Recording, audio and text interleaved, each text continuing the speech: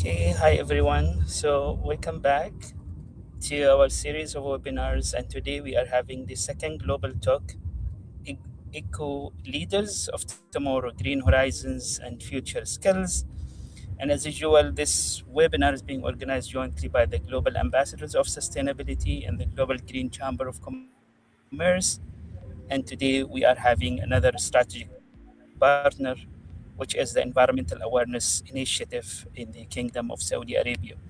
And today, again, we'll have a lineup of guest speakers, but I'm inviting now Ms. Michelle Thatcher for some opening remarks. So the floor is yours, Michelle. Thank you so much, Dr. Wassam, and welcome everyone. Today's session moves beyond sustainability as a concept note and into sustainability as practice. How future skills are formed in classrooms, built in cities, and applied directly to food and water systems. We begin with Professor Marina, who will explore how educational systems must evolve to prepare learners for green futures, emphasizing green skills, agency, and innovation as the foundation for long-term sustainable leadership. Next, Dr. Ahmed takes us into the built environment, showing how sustainable concrete and locally sourced materials can significantly reduce embodied carbon and reshape how cities grow and regenerate. We then turn to Mr. Mahmood, who brings sustainability into the field, demonstrating how rain irrigation technologies conserve water, increase yields, and create future-friendly green skills in agriculture and rural economies.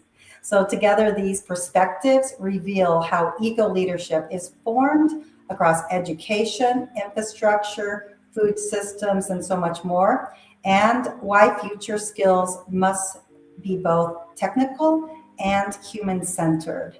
So we just welcome our speakers with us today.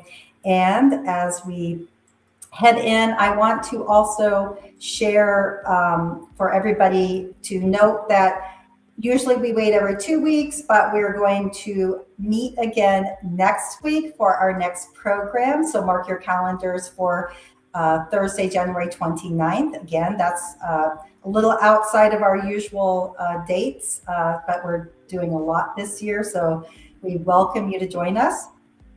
And I know I've shared this of how we are expanding green chambers nationally and regionally. And just to reiterate, our 2026 goals is to bring in 50 new country affiliates. So those are leaders or NGOs, and establish 5 new national green chambers. I just wanted to show this map. The bottom area here is the group from Latin America that just created their separate organization where they're bringing all the Latin green chambers together. And then here is another image from one of the meetings from Morocco. Mohammed was one of our speakers here with the global talks here, and he brought an entire team together to start a green chamber in Morocco. So they're in the formation period right now. And I want to take just one moment. I know that there's quite a bit of turmoil in everyone's lives out there, depending upon where you live. And so it could be personal or countrywide or regional. So let's just each take a moment to give peace, love, and kindness out there in the world. And let's extend that peace and kindness to each of our speakers today and give them strength for coming to us and giving us all of this very important information and take it to the next level. And friendly reminders for all of those joining us on LinkedIn Live. We so encourage your participation. So please share your thoughts and reactions during the presentation. Right now, if you can, share your city and country of where you're joining us from. Ask questions, again, in the comment section, just live right during when each of the speakers are presenting. And just keep in mind as well that this is open. This is a space for open, inclusive, and uplifting dialogue. So we always want to make sure that we're heading in the right direction, keeping our eye on the ball as far as making sure everything is positive. And with that, I want to also just give a shout out to our collective team as well. I know Tay is live with us right now. We've had Ella and Constance helping to share and promote the event, but keep an eye out for Tay's reminders in the comments section. And then we will do a Q&A after all of the speakers have presented. And I'm going to hand it back to Dr. Wissam, who has brought us all together today and continues building upon the Global Ambassadors of Sustainability, for which I am so grateful to be a part of. So Dr. Wissam. Yeah, thank you so much, Michelle. And we start with our first guest speaker, Prof. Marina Velasca. And Prof. Marina, she is the country director for STAR Scholars at Argentina. So the floor is yours, Prof. Marina. Thank you. Let me share my slides. And can you see my full screen now? Yes? Yes. Yes. Okay, perfect. All right, so good morning, afternoon, wherever you may be. Happy to see so many people from many different places, Egypt, Romania, the UK. Today I want to share a pedagogical project called Green Digital Pedagogy that was developed within the English Language Teacher Education program in Buenos Aires.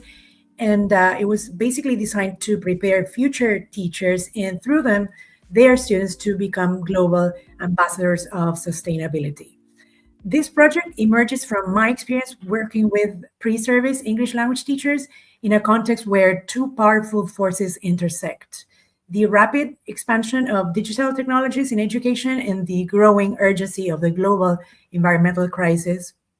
As Dr. Wissam said, I'm based in Buenos Aires, and while technology is often presented as a sustainable solution here, my work begins with questioning that assumption.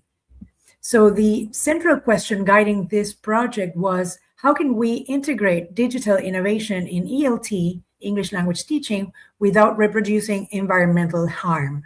More importantly, how can we use language education as a space to develop critical awareness, ethical decision-making, and environmental responsibility?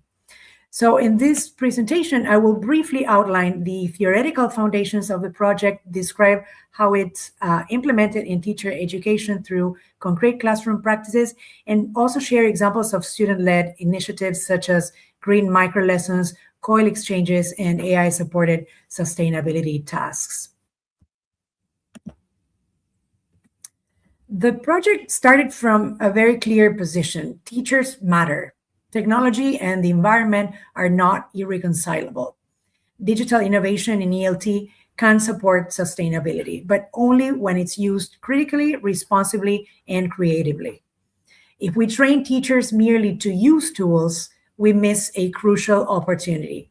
If we train them to question, redesign, and repurpose technology, they become agents of change who shape values, not just skills. The project, as you can see, is grounded in Freire's critical pedagogy and Kolb's experiential learning. Teachers don't just learn about sustainability, they experience it, design lessons around it, and reflect critically on their choices. This shifts digital pedagogy from technical efficiency to ethical awareness and transformation. Our approach also builds on the TPACK framework, technology, pedagogy, and content, but expands it with a fourth dimension, environmental responsibility or eco-consciousness. This means that every pedagogical decision also asks, what is the environmental cost of this tool? What values does this practice promote?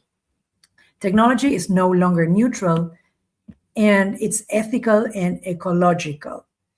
Finally, Green ELT connects language learning with ecological literacy. Through project-based language learning with technology, students work on real-world environmental issues while developing linguistic competence. So language becomes a tool for understanding, advocacy, and action, not just communication. A key moment in the project was confronting what I call the hidden paradox of digital education. Paperless does not automatically mean sustainable. Digital practices shift the environmental footprint from classrooms to global data centers, energy-intensive streaming, and a growing e-waste production. Teacher trainees often assume digital equals green until they analyze carbon footprints and material cycles. This realization is truly transformative. As you can see, the project was structured in two interconnected phases that moved trainees from awareness to action. Phase one was exploration. Here, trainees confronted the environmental realities behind digital education. They analyzed the carbon footprint of commonly used educational technology tools using resources such as the Google Cloud Carbon Footprint tool to understand how data storage, streaming, and platform choice translate into real energy consumption. This phase was truly eye-opening as it challenged the assumptions that digital automatically means sustainable. Phase two focused on micro-lesson design. Trainees applied what they had learned by creating short EFL lessons guided by two clear criteria: the use of eco-friendly digital tools and the integration of environmental awareness content. The shift here was intentional. Trainees moved from simply using technology to transforming it, repurposing digital tools as vehicles for sustainability, critical thinking, and meaningful language learning. As explained before, phase one was intended to raise awareness. In this phase, trainees explored the environmental impact of their everyday digital choices. They analyzed data storage, video quality, cloud platforms, and device use. The main goal was critical digital literacy, understanding that every click has a physical consequence. This phase reframes sustainability as informed decision-making, not moral guilt. And in phase two, trainees designed green micro-lessons, like I said before. For example, in a stop-motion solar energy project, teens reused physical materials to create videos while practicing sequencing language. Assessment rubrics valued language accuracy, digital literacy, and environmental awareness equally. So sustainability became a core teaching competence, not just an added value. And student agency was central in the approach we followed. Learners were not just completing tasks, they were making decisions, creating meaning, and connecting language learning with real-world sustainability issues. For example, in the stop-motion solar energy project I mentioned before, teenagers reused physical materials to create stop-motion animations that explained renewable energy concepts while also practicing sequencing language. You can get a clearer idea of how this worked by scanning the QR code on the screen. This agency was further strengthened through COIL exchanges, where students engaged in intercultural recycling challenges with global peers. And these collaborations fostered empathy, global awareness, and shared responsibility for environmental action.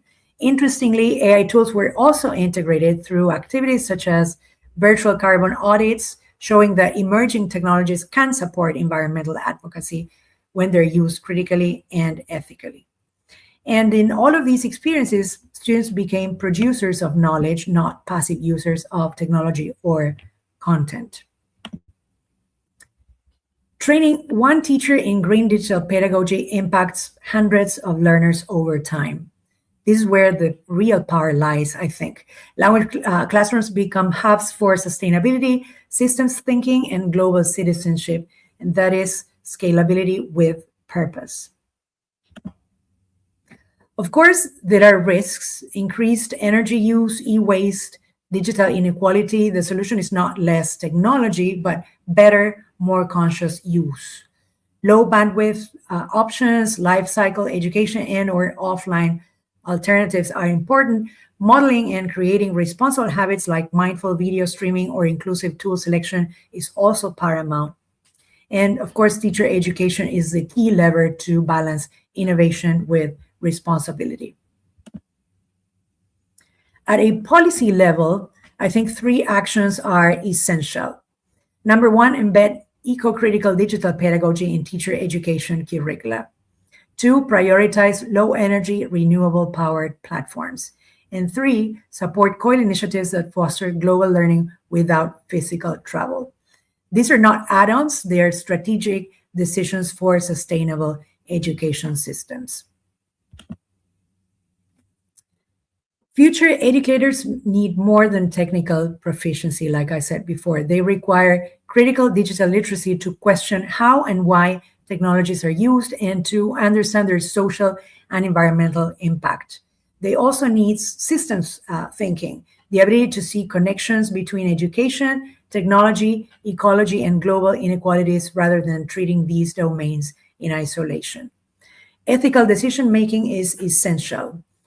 Teachers constantly make choices about tools, platforms, data use, and access, and these choices carry ecological and social consequences. Finally, educators must develop strong global citizenship skills, enabling them to foster intercultural dialogue, shared responsibility, and sustainability-oriented action in their classrooms. Ultimately, eco-leaders are not formed by technology alone, but by the values, critical awareness, and purpose that guide how technology is selected, designed, and used for learning. To conclude, green digital pedagogy shows that ELT can be a powerful space for environmental action and global responsibility. When teachers are prepared as eco-conscious agents of change, education becomes part of the solution, not the problem. This slide highlights the growing integration of green pedagogy within teacher education programs, reflecting a broader shift towards sustainability-oriented teaching and learning. As you can see, green pedagogy moves beyond environmental awareness to emphasize critical thinking, ethical responsibility, and action-oriented learning related to ecological and social challenges. In teacher education, this approach is increasingly adopted through interdisciplinary curricula, experiential learning, and digitally mediated collaboration. The projected growth in sustainability literacy signals a recognition that teachers play a vital role in preparing learners to respond to complex global challenges such as climate change and social inequality. As more teacher education programs integrate sustainability competencies aligned with frameworks such as the Sustainable Development Goals and global citizenship education, educators are better equipped to design inclusive, context-responsive learning environments. Initiatives like COIL further accelerate this trend by providing accessible, low-cost pathways for international and intercultural collaboration. I'd like to close with an invitation. Transforming education for a sustainable future is not an individual effort, it requires collaboration. Green digital pedagogy thrives when educators, institutions, and international partners work together to rethink how technology, language education, and sustainability intersect. Whether through teacher education programs, COIL exchanges, or joint research and classroom projects, there are many ways to build these connections. I welcome opportunities to collaborate, share practices, and co-design initiatives that prepare teachers and learners as global ambassadors of sustainability. Thank you for your attention, and please feel free to contact me. I'll finish by briefly acknowledging the key frameworks that inform this work. The project is grounded in my 2025 study on green digital pedagogy, published in Eduverse, which documents how sustainability and digital literacy can be meaningfully integrated into English language teacher education. It also draws on Freire's critical pedagogy, which positions education as a transformative and ethical practice, and Kolb's experiential learning theory, emphasizing learning through reflection and action. And finally, the pedagogical design is framed through TPACK, as proposed by Mishra and Keller, expanded here to include environmental responsibility. And of course, the work aligns with the United Nations Sustainable Development Goals, particularly those related to quality education and global citizenship. All references are listed here for those interested in exploring these ideas further. Thank you again so much. Thank you so much, Prof. Marina, for this interesting sharing on education and sustainability, integrating green skills in education. And now we move to the second guest speaker, Dr. Ahmed Ghini. And Dr. Ahmed, he is the director of the International Relations at Kumara University of Science and Technology in Sulaimaniya in Iraq. So the floor is yours, Dr. Ahmed. Thank you so much for this opportunity. Hello to everyone first, and thank you so much for this opportunity to share with you our input related to the sustainable worlds, in bigger picture. My presentation today will be focusing on building a greener city through sustainable concrete, but with a focus of local materials. So my focus mainly here will be on local materials and how we can handle that.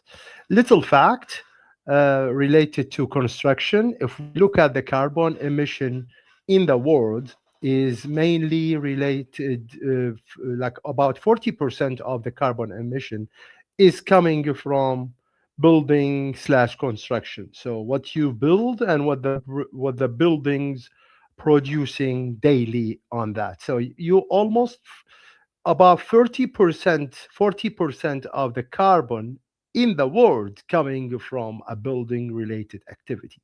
Huge contribution, at the same time huge responsibility. But with this responsibility, opportunity come alongside. So you have an opportunity now, whatever you improve what you do in this one, to really create an impact on the carbon emission, and that will be related to global warming, creating sustainable world, or like a sustainable life.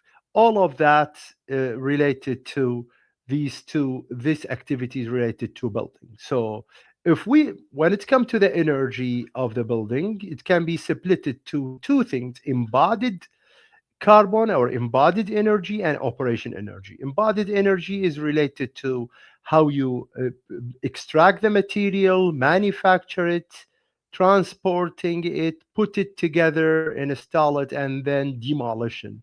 While the operation carbon is coming from heating, cooling, lighting, all of the activities. But if you look at the energy and the carbon emission related to that, that is related to any construction here, you'll be the majority of it is embodied carbon, while a little bit of that is just related to operations.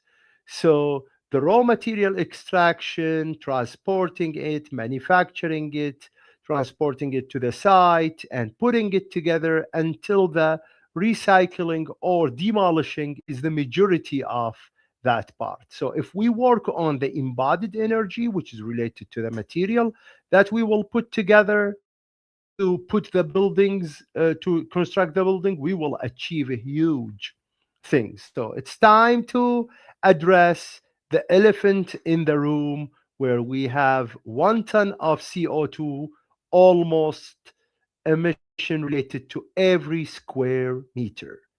Again, every square meter of a building will emit 1 ton of CO2. So it is again time to address the elephant in the room related to the materials. But the challenge is, I'm talking about here, is not taking a standard things, and I will come to the word standard, because I'm living in Iraq in the Middle East, and I spend my big chunk of my scientific and engineering career in the United States, and I touched base. I did a lot of research in sustainable materials. So I will see how that different from country to country. But if you look at where is the trend right now, is that going to continue? Yes, United States and Middle East are expected to increase their production of cement, let's say over here. While China, India, maybe they are going to reduce it. But generally, the world is expected to increase their consumption on production of cement. So if we come to the concrete and the cement, the main of any building, which is the major contributor of CO2, you will see consists of 16% water, cement 10%, gravel almost 40%, and sand 25 almost percent, with the rest is air. All of those elements are affecting the the sustainability of the planet, because all of them deal with a very sensitive material. So our goal to produce that is going to a green concrete. That's our goal, our dream. But how can we get that? If you look at the general approach, or the general global approach of using sustainable materials, something I would say in the United States. So they use fly ash, wood ash, but mainly fly ash is used in the United States as a replacement of cement, and I will come to that in a minute. Silica, slag come from steel manufacturing, sludge as well. Those are if you are in the United States, mainly maybe part from Europe, you will see that is the global approach to create a green concrete. Why? Because the amount of fly ash in the United States, the amount of energy produced by coal, and how much there is lakes, I would say, of fly ash over there. They are doing great job in that. They are expected to lower the production of electricity depending on fly ash. At the same time, the rate of utilizing current fly ash is expected to increase even rapidly. Now, it is increasing, but expected to increase rapidly. Our research, maybe we started that before 5 years in the United States, where we produced a zero cement concrete. I will repeat that: zero cement concrete. We were able to replace 100% of the cement with a fly ash, which is byproduct. Take it from there for free, put it in the concrete, and produce a very good concrete with certain techniques. However, that approach is not applicable in a places like Middle East. Why? We don't have coal. If we bring a fly ash, that is almost 5 times the cost of cement. While I personally were getting the fly ash in the United States with money. So I was getting the fly ash and somebody give me money with it. Here is 5 times of that. So we have to have, depend on where we are, to have our approach related to us, how we can produce sustainable materials, construction material that will help us to reduce the embodied carbon in the concrete. So I will go through 3 things very quickly. Number 1, replacing the cement, but come up with what we can replace it with, and replacing or handling the aggregate that we have, and other sustainable approaches. First, I will start with replacing the cement. We can replace big portion of the cement, up to 30% currently in Iraq, with pozzolana. Pozzolanic material, they are available, and especially at the north of Iraq, and they are very active. And why I'm saying pozzolana, because if you look at the process of producing cement, starting from excavating the raw material from the quarry, dumping it, crush it, until after that mix it with the clay, proportion equipment, grinding it, then taking to the kiln, and spend all of that great energy on the oven, dealing with that, make it clinical, and then go to smash it and make it powder. The pozzolana will be added maybe in the last stage by just trying to grinding it directly with the cement. So all of this procedure from the beginning to the end, you just add it at the end without any treatment. Just talking about the size, reducing the size of the particles, make it as cement. So it is very cost effective, less energy consumption, and definitely huge saving in carbon emission. Similar to that, limestone. Currently, it's under production, and I'm part of from a research group that focus on that. And every one of these, they have advantage, and some have limitations. We can take care of that. So the procedure of that, similar to the pozzolana, where you can replace part of the cement. And definitely, when you look at them, in the map of Iraq, they are available, especially in the northern and the western part of Iraq, where you can get them almost in a huge amount of huge quantities to work with. The other replacement, cement kilns, geopolymer binder, where you can have all of those materials without cement, adding the activators, alkali activators, agricultural ash. We are Mesopotamia, so we have a lot of waste from the agriculture. We can deal with that. The other category, the second category, replacing the aggregate. We are still using the natural aggregate while we have tons of demolitions. That first part of the demolitions is the recycled concrete aggregate. We had a lot, especially with the movement of construction after 2005, maybe we have a lot of demolitions.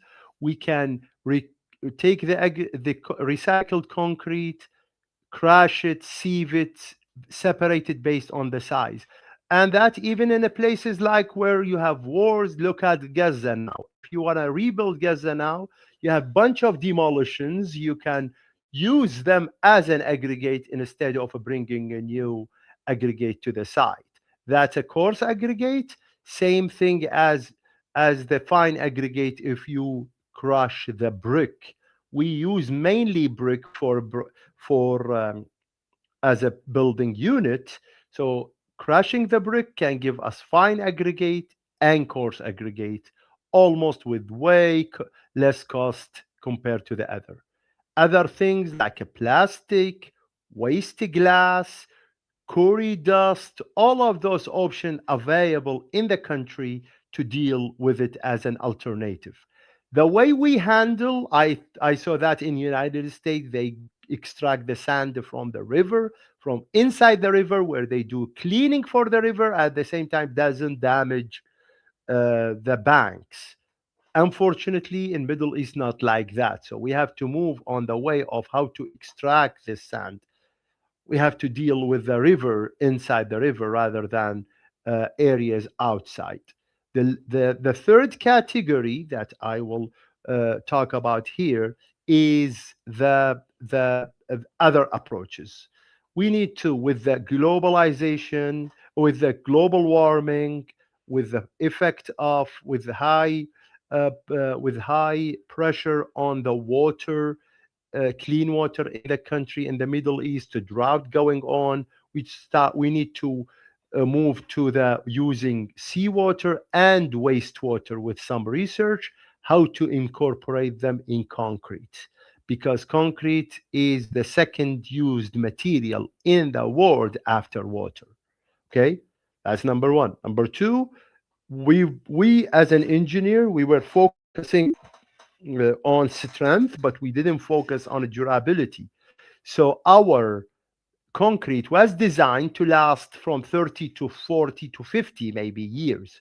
We should design our building to last longer in order not to demolish it, rebuild it again, and consume all of this energy and emit a new cycle of carbon. My main point, if I look at my country, what we have right now is the policy, and policy connected with the education. We need to start teaching sustainable approaches. Schools, universities, and up to the legislations, we need to have all of what I mentioned, not as a recommendation, but as a law, as a policy, that should be supported by tax, by force, by punishment, by rewarding, but it should be within up to the constitution of the countries where they apply those approaches. It's no longer something we recommend we apply, but it's something that we must force to do. Otherwise, we will not have a country, or we will not have a planet in the future, or we will not hand the next generation almost anything. So the all of what I said, I wish we can push it inside the education as well as inside the policy of the country. I would end my presentation by saying the best way to predict the future is to create it. And our job is now to create the future, not to just do our random things as usual and let the future come uh, as as it is. Thank you so much. Yeah, thank you so much, Dr. Ahmed, for the interesting remarks and contents on the green concrete. And so we have discussed two important issues. The first one is more on sustainable education.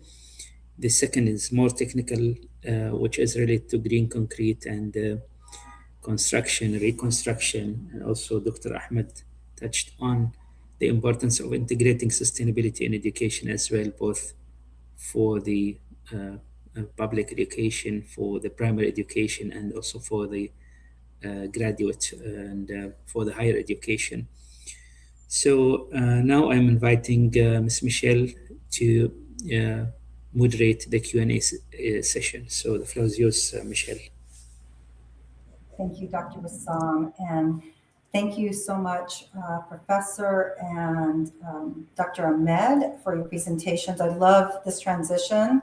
The best way to predict the future is to create it. And I feel like from my generation, we just waited for somebody to tell us what to do. And because we didn't have professors sharing that we have the power to do that. And that's what I hear with both of our speakers today. They're empowering all of us to make sure that we're the ones leading the next step and the way that we're going to live in each of our communities. And looking at just common threads, I think one of the main ones is that sustainability succeeds when the future skills are embedded into systems and not an afterthought. Like with Professor Marina, thank you for showing that green leadership begins early through educational models that build creativity, which I think is so critically important. Responsibility, knowing that each of us can do it, and problem-solving capacity, rather than just the basic knowledge. Here, I'm going to spoon feed you to this knowledge.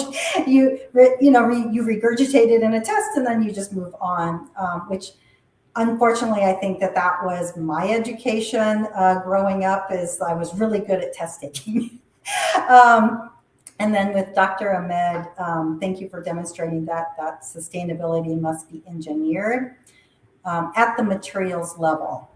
I know that we have a global solutions team, and in the concrete industry, which, as you pointed out, is so carbon intensive, I want to say I think we have probably like 20 innovative green concrete solutions that we've identified around the world. So this is something that's so viable for all of us to not just change how we're building these cities, but also how we do it in such a responsible manner. And that your use of cement, aggregates, local resources, and you lock in the carbon outcome, not just now, but for decades to come. So thank you for that. And I want to, as we usually do, and I didn't get a chance to write all of them down, but I just wanted to make note, give thanks to our global community that's out there, not just now live, which I will share some of the locations, but all of you who are joining us, even after the live session ends, you are part of our really important community. So thank you so much for being here.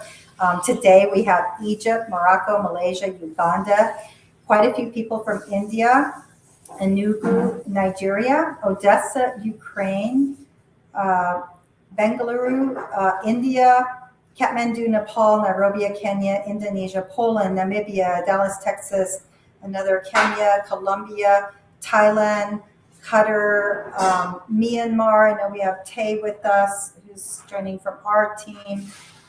So just all over the world, this is such a global audience, so thank you for being here. And we want to get right into our questions. And so, Professor Marina, we have so many questions. I want to just give a shout out to the audience today. Yeah. Wow. I mean, we have so many good questions here. So I'm going to start with Indira Bunik. I know she's from Switzerland and such a key part of our community here. And she asks, how do you make green skills education accessible to marginalized communities, especially when resources are limited? Yeah, that was a great question. I mean, there were at least 6 or 7 wonderful questions. I took notes. Let me find my notes because they're very important questions. And we'll get to those as well. I'll just go through. We'll definitely have more questions. Yeah, let me find my notes because I have so many. I guess when it comes to marginalized communities, we need to profit from what they already know and can actually contribute because they have lots to contribute. And sadly, they are left aside more often than not. So I think the most important thing is to start from existing knowledge, not deficits. Because like I said before, marginalized communities already practice sustainability, repair, reuse, care, economies. So I think we need to frame green skills as recognition and upgrading of what people know, not as something imported.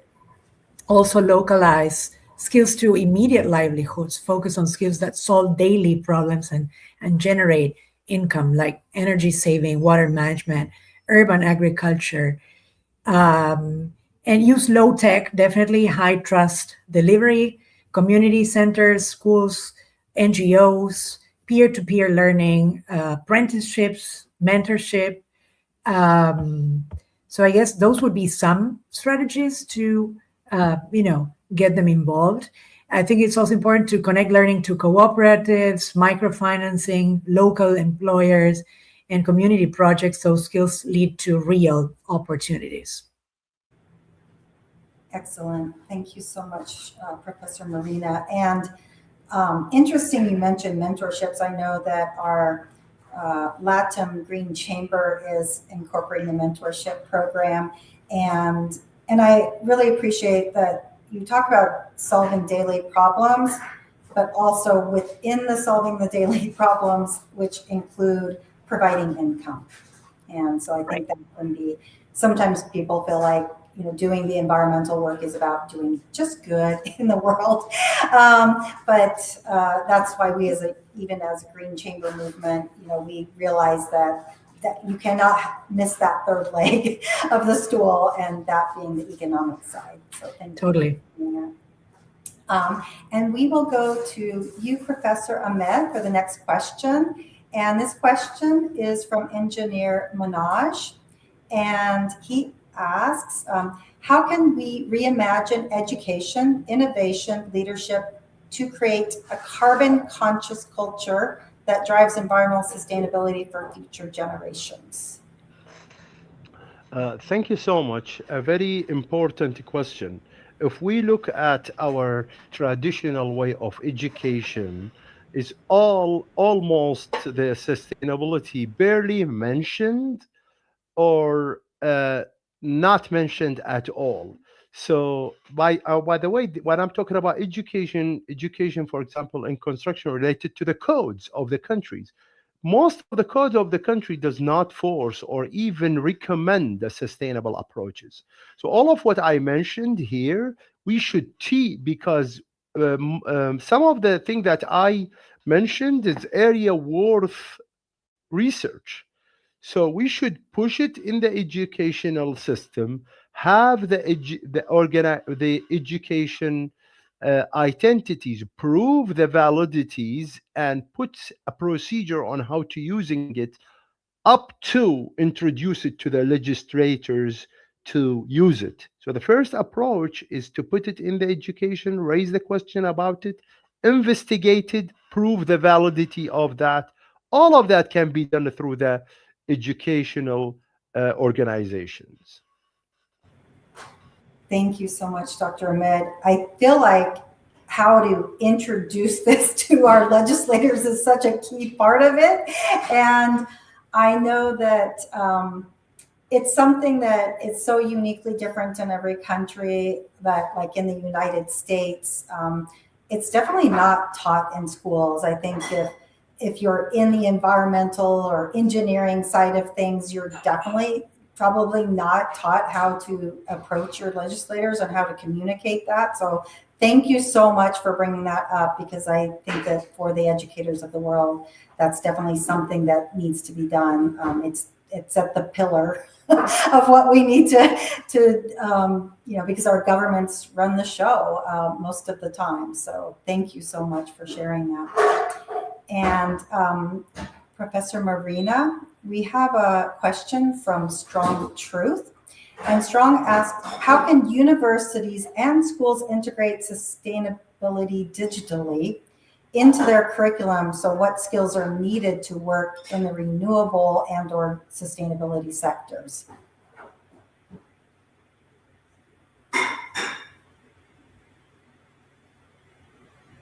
Oh, Professor Marina, I think you're on mute.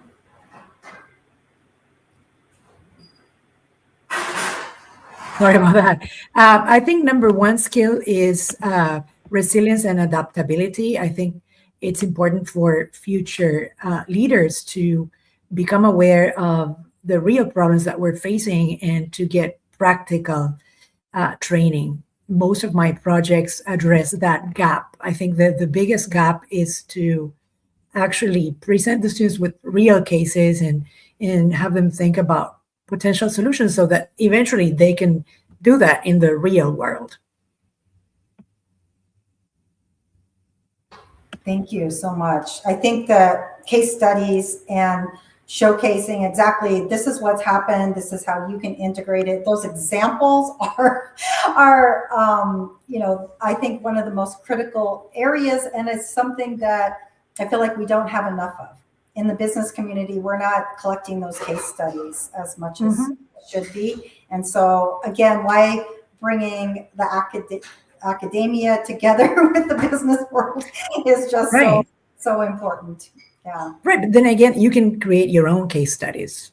We have so many resources, including AI, right? So why not create our own case studies informed by, the latest research findings, and also, you can consult experts in the field. So it's not impossible to introduce real case studies into the classroom, I think.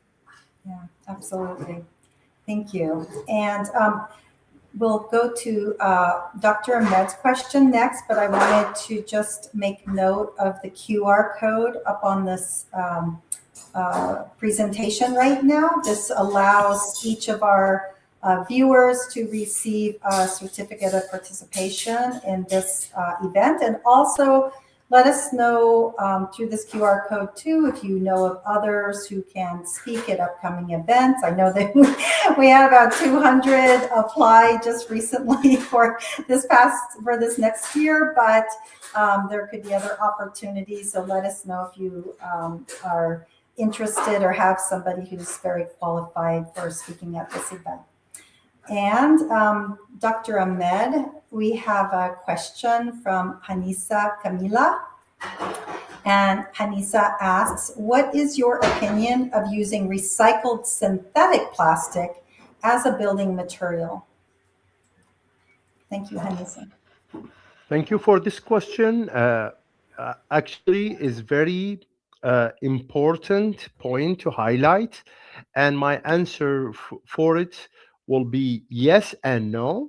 Why I said yes, because one of the thing that I proposed during my presentation is plastic, but you have it can contribute in certain area effectively, but you have to be aware of the atmosphere or the environment that you are using your concrete in, because in some areas, especially with high heat, maybe the mechanical, physical, in some cases even chemical properties of the plastic will be changed, and that will create that will change the whole performance or behavior of the concrete.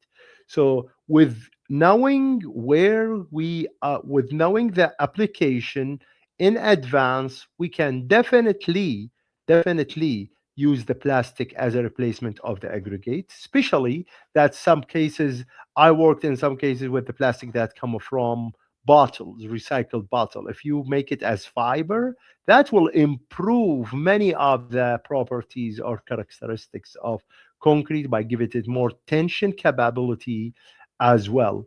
And again, it's very vulnerable to the heat, but if you are in a place where you don't expect high heat, so it is big yes, and that will contribute as well to the things, to the sustainability.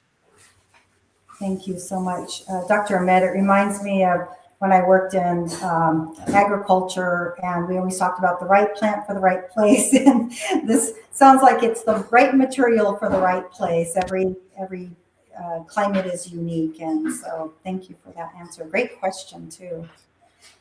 And we'll go back to you, Professor Marina. We have a question from Gat Tintawi. And they ask, how can the integration of technology and AI in schools contribute to sustainable development while avoiding the risks of student overdependence and cognitive weakening?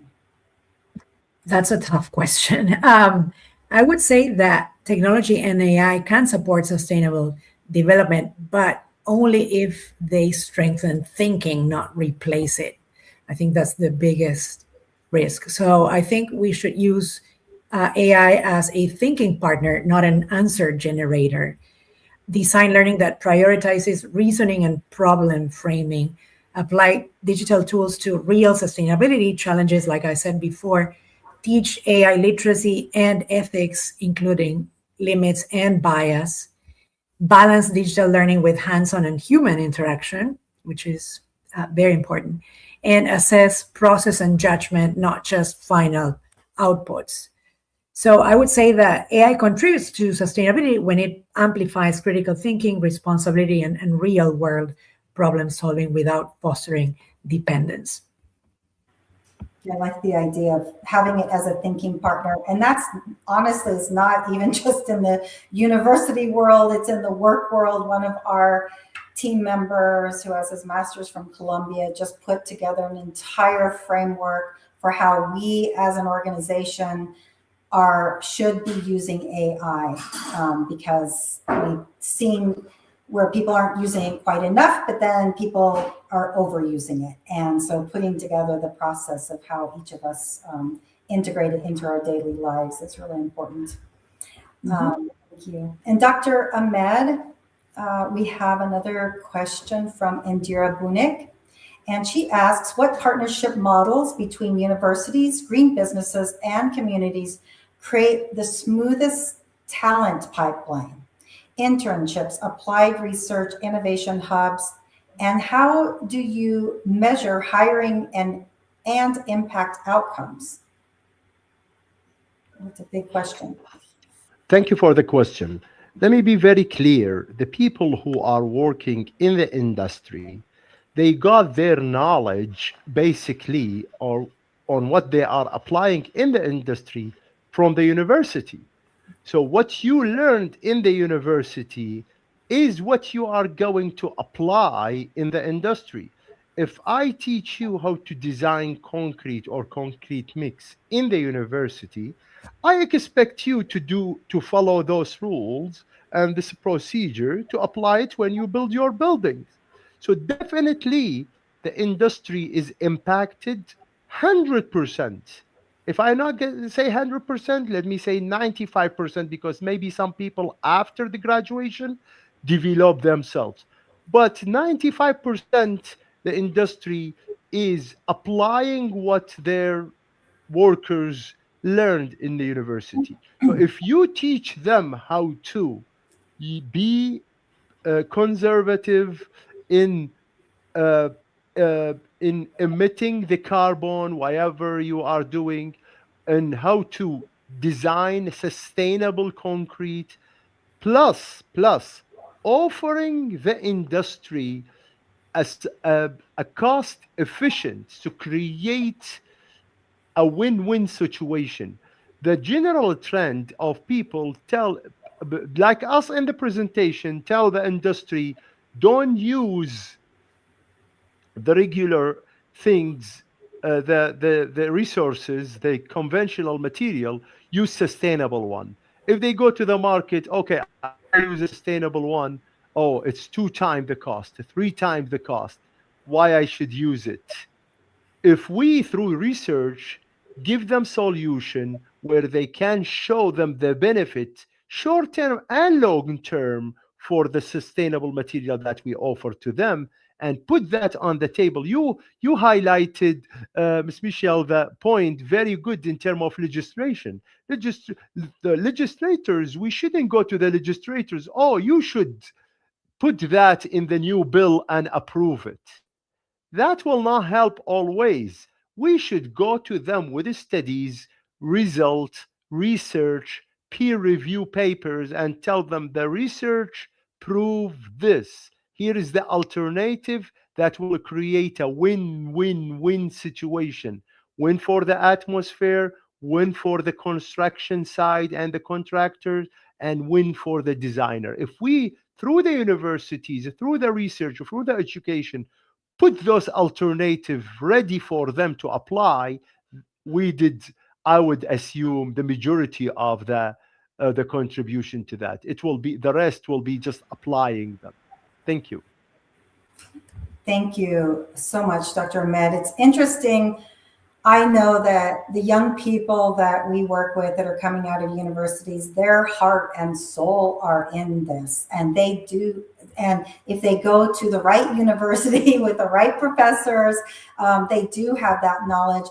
I think the only thing I've seen in the work world, especially if they go to a large corporation, is they go into a position where their hands are tied.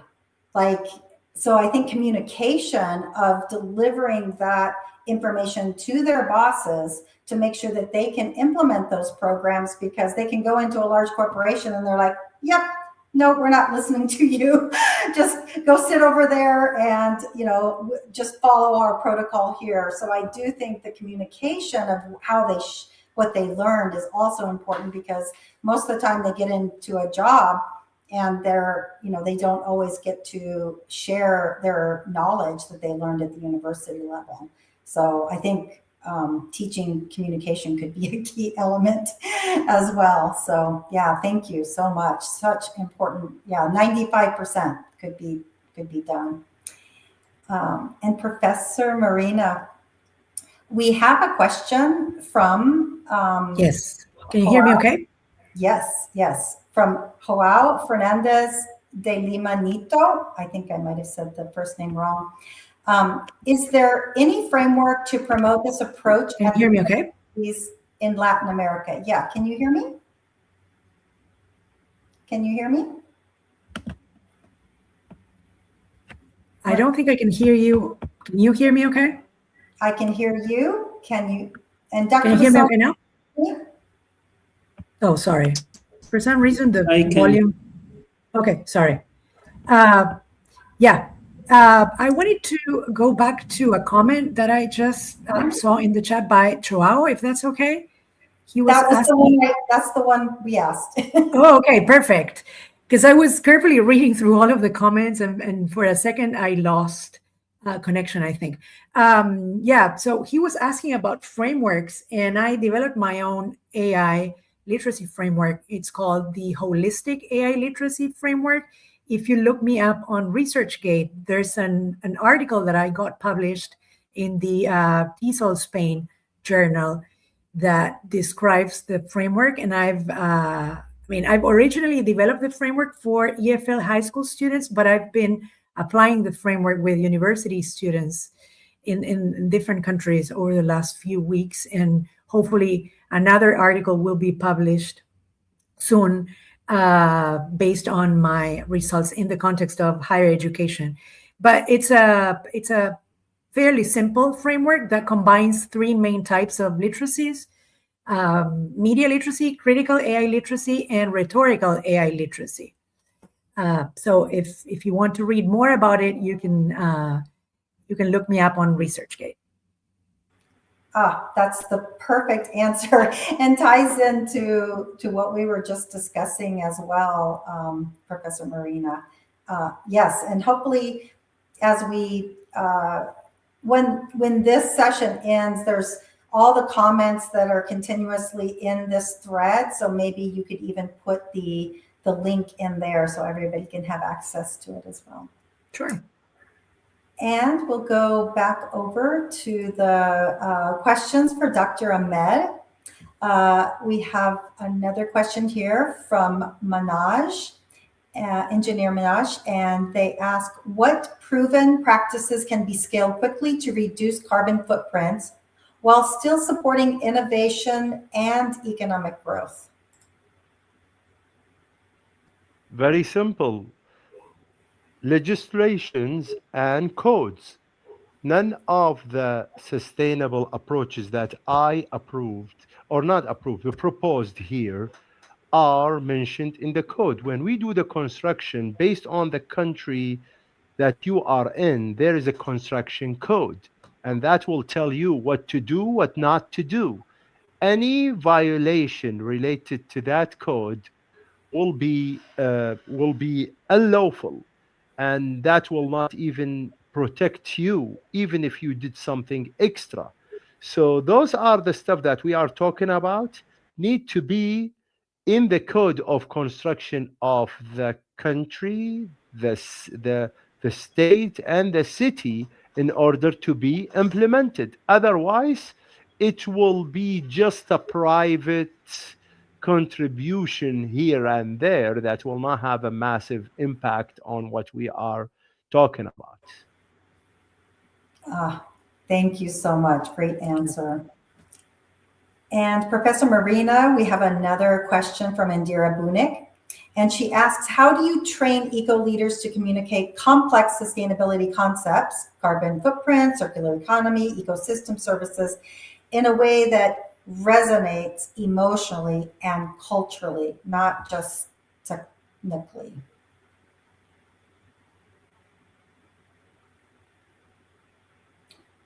That's a very tough question, I think, but I'm all for social emotional learning. So I always try to incorporate social emotional learning in all my classes, including this one, which is called multimedia applied to ELT. So I think it's important not just to have future educators reflect on the problems and think about potential solutions, but also try and reflect on the impact that, the biggest problems that we're facing typically have, not just on their own learners, but also on the local and wider communities. So I think it's important to help them define terms in their own words. And also, I teach ELT, right? English language teaching. My future teachers are future English teachers. So I'm all about helping them communicate their ideas better. This is part of the course. And especially when it comes to technical terms, I think it's important to help them think about concrete examples that they can share with their own students, and also try and bring up concrete examples so that their own students will be able to relate to all of these concepts in a much more meaningful way. Thank you so much, Professor. And I just wanted to point out the QR code one more time for those who are just joining. You can receive your certificate of participation through this QR code. And our next question is for Dr. Ahmed. And Dr. Ahmed, we have one from Diksha Unjor, and they ask, for countries looking forward to phasing out coal in their country and moving to HFO, what can you advise on sourcing fly ash? Would you please say that again? Yes, for countries looking forward to phasing out coal in their country and moving to HFO, what can you advise on sourcing fly ash? Okay, so fly ash is a byproduct. So it is not a product that you target to produce to get source. So it is a byproduct of burning coal for producing energy. So it depends on your country. If your neighbor is using coal for that, you can get the fly ash from them. For example, in Middle East, none of the countries in Middle East use coal as a source of energy. So getting the fly ash will be either from India or something from Europe or United States will be very costly. That's why we use the fly ash here as kind of some sources to improve the quality of cement, but the cost of it is just the cost for any other admixture that has manufactured, can reach to up to 5 times the cost of cement in the country. So I would not recommend, if you don't have a source of fly ash, if you're in your country, to get the fly ash from somewhere else. Okay, thank you. Yeah, you're very welcome. For the question too. And Professor Marina, we will go to Strong Truth, who asked, how will AI and automation change green jobs in the future? What is your vision? Wow, that's a tough one. Also, I would not say that it will change or replace green jobs. It will probably reshape and upgrade them. So there would probably be more hybrid roles, like, green workers will combine environmental knowledge with digital skills, data, AI, smart systems. And there will definitely be some sort of automation of routine tasks like monitoring, reporting, and maintenance.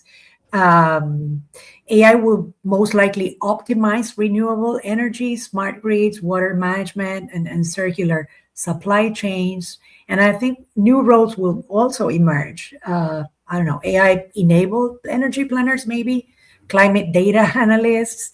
And there will definitely be a higher demand for human skills. Ethics, systems thinking, collaboration, and community engagement will be more important than ever. Thank you. Yeah, it's the big question, especially in this economy too. And I know a lot of people who are coming out of universities, and they're wanting to know what's the first thing I should be doing to secure some of those green jobs. What would you say to them if what skill would you recommend somebody to have in order to secure a good green job? I think the human touch will never be replaced. So be human. I think that's the most important message I can give, because we tend to forget about the human touch. And I think it's crucial, especially when it comes to sustainability. Yeah. So try and, try and add or share those human values that AI cannot really replicate. We mentioned creativity at the beginning, and that is crucial. I think creativity is vital when it comes to thinking about solutions, right? So creativity, ethics, those are vital skills that AI cannot replicate. Brilliant. Thank you. Yeah, really important information to have. And we will go to Dr. Ahmed. We have a question here again from Indira. And she asks, how do you balance global best practices in green technology with local context, So traditional knowledge, available materials, maintenance capacity, and again, affordability. Again, my point will that all start from incorporating that or raising those points within the educational system as something not an optional. I like one of the comments where they mention it is time to rebrand that for Dr. Tamer Mu'min. He said it's time to rebrand the sustainability not as a cost center, but an ultimate risk management tools. When you say we have no option except using those sustainable approaches, in the university, in the education, raise that. At that time, just like what I said, every city, every country, every regional area will come up with their approaches on how to create sustainable practice in construction, in maybe in agriculture, in a lifestyle, based on where they live and what they have and what they produce. So again, the idea starts from reforming. By the way, AI, as Professor Maria says, play a huge role and supportive in this matter because it can accelerate the research, accelerate the data collection, accelerate the analysis, and help everyone to come up with a solution more faster and more accurate. Now, all of the data that's available with the AI, if you can process it, you can reach to the conclusion that it took people maybe years to reach. So the massive analysis of data. So again, how we can have that, I would always stay against generalizing the procedure rather than localizing it. If you keep reading from research from United States or from France how to live your life in a sustainable way, you will never able to apply it. Every local city, I will start from small cities up to the country, can do their part based on what they have and what they do daily. Perfect. Thank you so very much. And we have one final question for Professor Marina. I know people are still probably putting in questions, but I know we're running out of time here. But we have a great question from Manoj, and I just want to give a shout out to all the professors listening. And Manoj asks, what strategies can educators use to continuously update their knowledge and teaching practices with the support of AI, ensuring they stay aligned with students' evolving needs and interests? Well, definitely AI will be an important source. AI for just-in-time professional learning, for example, use AI to summarize new research, policy updates, and emerging trends. That's one thing. I would say adaptive curriculum design is also important. Analyze student feedback and learning data ethically to adjust content, pace, and formats. Also, co-design learning with students. This is something that I use and I do a lot with my own pre-service teachers. So you can even use AI to surface student interests and help redesign projects around real-world questions, for example. Reflective teaching support, prompt AI to help review lesson plans, suggest alternatives, and even identify gaps. Global peer learning, this is also something that I do a lot. You can use AI-supported platforms to connect with educators worldwide and also exchange practices. And ethical and critical AI literacy, like I said before, I think responsible AI use is crucial so that students learn to question, not just consume AI outputs. This is what my holistic AI literacy framework does well, I think, helping students and educators remain relevant when it comes to supporting reflection, adaptation, and also co-creation. Thank you so very much. Great way to end that question series. And one final question for Dr. Ahmed.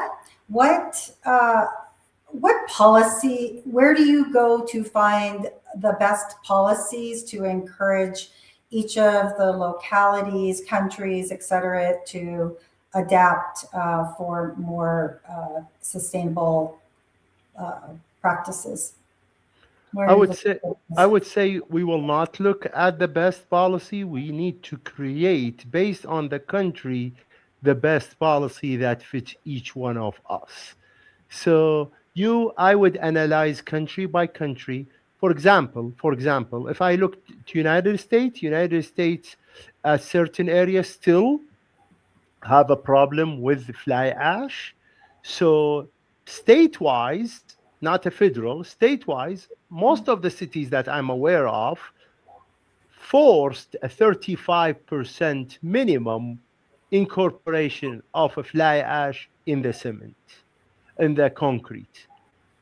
I was working in Missouri, and that was a law. So why that? Because 83% of the energy in Missouri was from coal, and they have this issue of fly ash. So they said, let's make a policy where we need to incorporate that in concrete.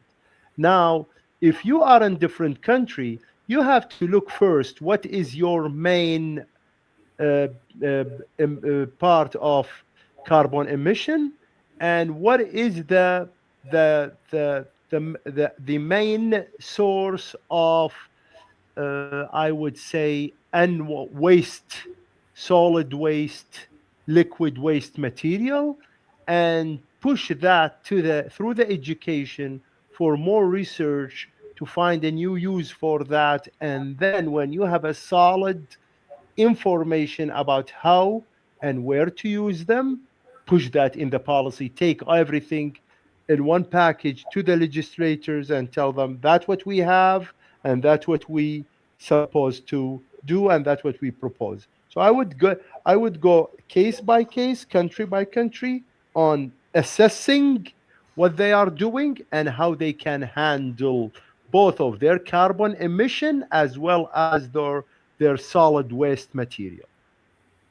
Yeah, perfect. And it's interesting because when you go through that process of really having those conversations and identifying what your needs are, then you're more invested in that process and know how to communicate it to your legislators as well. So thank you so very much. Exactly. And I want to say thank you so much, Dr. Ahmed and Professor Marina, for this super engaging dialogue and information today. A huge shout out as well to all of our audience. I mean, we have started this year out so strong with the most thoughtful team leaders out there, comments, questions, just engaging dialogue as a whole. I just give so much love to each of you. We're so grateful. And, we look forward to hopefully seeing you next week. And I think even the following week, if you can make it. But just remember, it's a little bit tight schedule because we do have another program next week. So please join us. And another shout out to Tay, who's been taking all of the questions and putting it into our documents and just also helping with promotion. So thank you for that. And for those of us who are watching us in the recording, you are part of our global sustainability family, and we are forever grateful for you. And I'm going to pass it to Dr. Wissam because he has brought us all together and creating the most invaluable programs that hopefully he'll share as well with the review that's coming up or that's already live. Each of the programs you can access through that. So Dr. Wissam, I'm going to pass it back to you. Yeah, thank you so much, Michelle, and also Tay for moderating the Q&A session.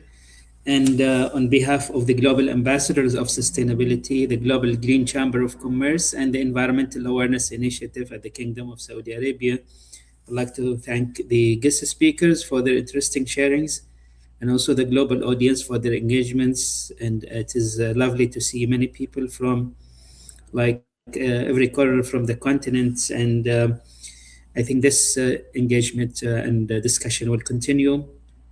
We are going to organize another session, another webinar next week. We'll have a lineup of speakers who will share their experiences, their views, and we'll have an interesting program that will be announced very soon as well.